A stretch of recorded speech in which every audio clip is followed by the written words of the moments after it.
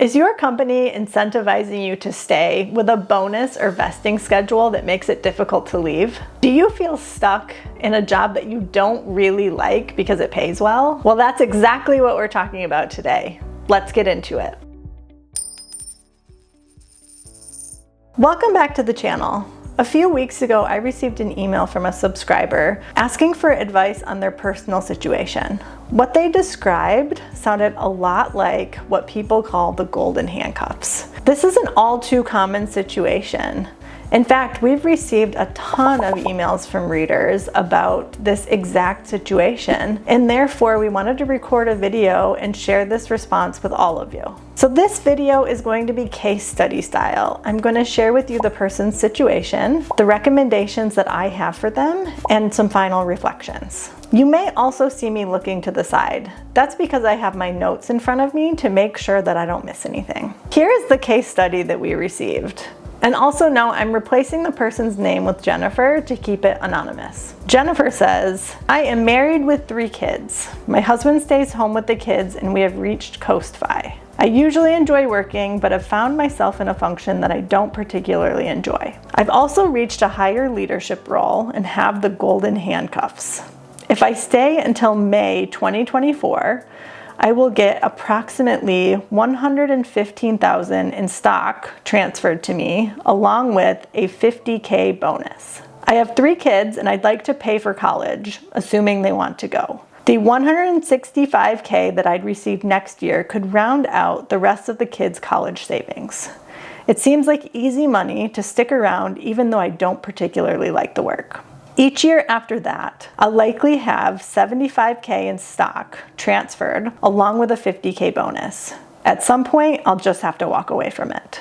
My retirement is funded. Staying 1 more year would top up the kids' college funds. Staying 2 more years would allow us to pay off our house, which is our only debt. The work isn't terrible, but it's not something I'm passionate about either. I typically have enjoyed work though, and I don't enjoy this. I'm passionate about using money to create my dream life and hope to do something different in the future. I'm also in the process of getting my MBA. I'm not sure what I particularly plan to do with the degree, but I got a full scholarship and figured it could provide me with some opportunities for the future. What would you recommend? Jennifer. Are there aspects of this story that sound like you? The first thing that I'm going to do is share my initial assumptions, and then I'll jump into 3 recommendations for Jennifer. So here are the assumptions that I'm making. First, Jennifer shares that she has reached Coast-Fi and that her retirement is funded. I'm going to take these 2 statements to mean that she has indeed reached Coast financial independence. This means that they don't need to save another dollar for retirement, but they do need to cover their actual expenses and the costs of their short-term financial goals, like paying for kids' education and paying off their mortgage. Jennifer is also working in a job that she doesn't enjoy. It's not terrible, but it's certainly not great. She wants to use her money to create her dream life, but she doesn't yet know what that looks like.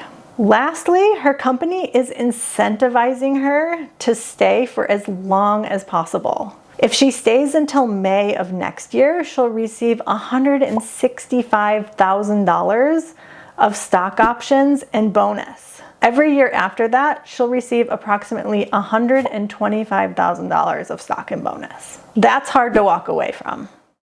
Before I jump into any recommendations, I want to affirm that it's incredibly difficult to walk away from a financial upside like this. And in fact, I'm not advocating that you do that. What I want to do is share some thoughts and questions to help her and you think through the trade-offs. One other important point is that Jennifer is not actually stuck. Jennifer holds the key to the golden handcuffs. She can choose to wear them as a bracelet, or she can remove them anytime she wants. Now let's jump into the recommendations. My first recommendation is to consider the opportunity costs. It is completely valid to stay in a job for a period of time longer that gets you past some sort of cliff where you'll get extra benefits. In fact, Corey did exactly this. He waited until February of this year to quit his job so that he would receive his annual bonus. That helped us to cover the costs of his year off. It sounds like Jennifer has some very specific financial goals that she would like to achieve using this money. First, she would like to top up the kids' education fund,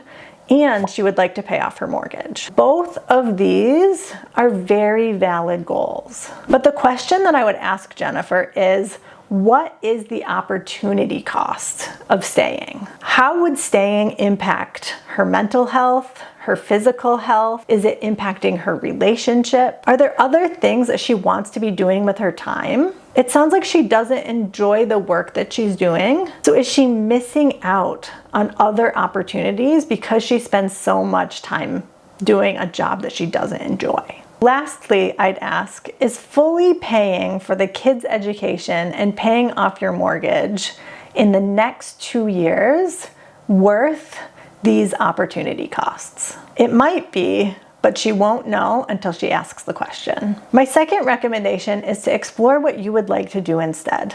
It's incredibly difficult to make a change when we're solely focused on what we want to move away from. Without a vision of what we want to move toward, it's really easy to stay stuck. Luckily, we don't have to completely upend our lives to start experimenting and testing out the kinds of things that we would want to be doing. In fact, I don't actually recommend doing that unless you have a physical or mental health situation that would warrant you getting out of that situation right now. In Jennifer's case, I would ask 2 questions. The first one is, do you have an idea of what you would want to do instead? And 2, do you have time to start experimenting with that idea? Experimenting with ideas will make the path forward a lot clearer. It's hard when you only have a push.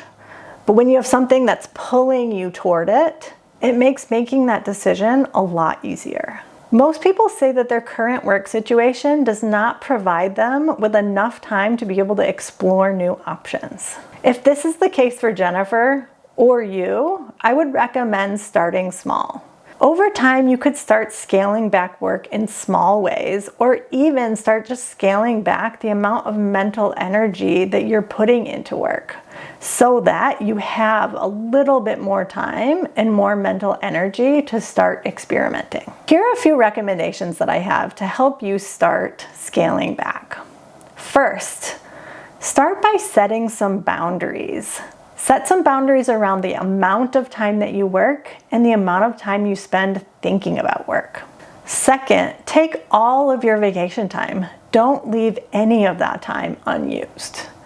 You could even choose to use 1 day a week for a 3-month period of time of vacation to start experimenting with the things that you want. You could also try to negotiate a non-traditional schedule, something like working 4 10-hour days. Or you could scale back and work part-time 3 or 4 days a week. Beyond that, you could ask for unpaid time to take a sabbatical. All of these opportunities could give you more time to explore and experiment with the thing that you might want instead.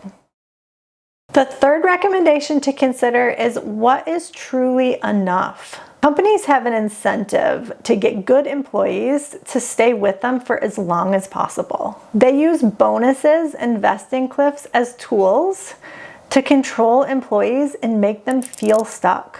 Knowing how much is truly enough for you can help you build financial freedom and the confidence in yourself to break free from the golden handcuffs. Since Jennifer has reached Coast-Fi, all she needs to do is cover her actual expenses and her non-retirement financial goals.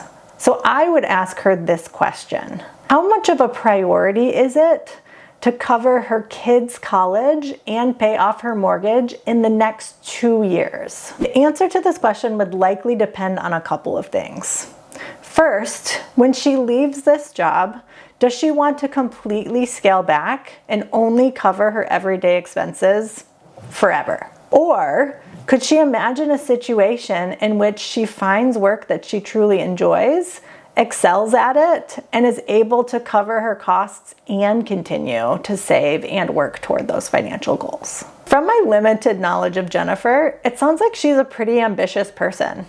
She reached the high ranks of leadership in her organization, and she's getting her MBA on a full scholarship. Based on this, it seems pretty unlikely to me that Jennifer won't find work that she truly enjoys that allows her to cover her expenses and continue to save. But if Jennifer would like to scale back completely and only cover her actual costs, then she may want to stay working in her current job for a little bit longer. One final question that I have for Jennifer is, once you make it through the next 2 years and cover the kids' college funds and pay off your mortgage, would you come up with another reason, another excuse not to leave? This is exactly what your employer is banking on, and it's classic one more year syndrome.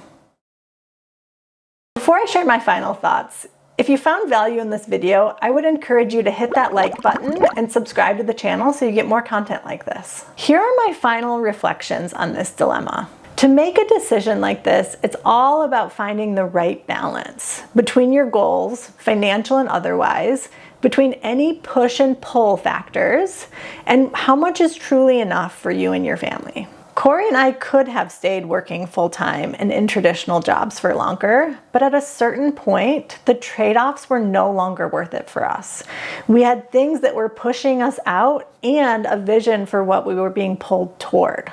We've also reached Coast-Fi and trust that the work that we'll do in the future will allow us to cover our expenses and meet our non-retirement financial goals. I'd encourage Jennifer and you to consider the trade-offs and figure out which ones are worth making. Lastly, I want to remind you that you can make a change simply because you want to. You hold the key to the golden handcuffs, and you can unlock them at any time. If you want to learn more about building confidence to leave your job, I recently interviewed Corey on a live stream, and I would encourage you to check that out. If you haven't seen it yet, it's definitely worth a watch. Thanks again for watching, and enjoy the journey.